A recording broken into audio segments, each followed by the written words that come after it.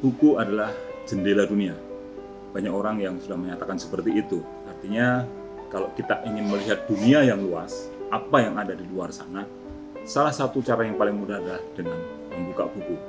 Inilah gambaran bagaimana seorang yang memiliki kemampuan, kegemaran membaca, itu dapat memiliki wawasan yang lebih luas. Kalau kita ingin meningkatkan intelektualitas kita, meningkatkan wawasan kita, meningkatkan pengetahuan kita, maka dengan cara membaca, seperti yang dikatakan dalam surat Al-Quran, Iqra, bacalah. Oleh karena itu, untuk mengimplementasikan ini, saya berikan buku-buku kepada anak-anak yang mudah-mudahan bisa menginspirasi putra-putri generasi emas Aceh mendatang untuk menjadi pemuda-pemudi yang mampu membangun Aceh yang memiliki pengetahuan dan wawasan yang luas. Oleh karena itu, apa yang sudah disampaikan Bapak Presiden, SDM unggul Indonesia maju adalah salah satunya dengan membaca. Mari kita ajak anak-anak kita menjadi anak-anak yang gemar membaca. Saya akan bagikan buku-buku ini kepada anak-anak yang saya jumpai nanti di lapangan untuk menjadi inspirasi mereka.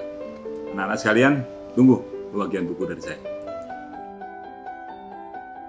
Terima kasih, Pak.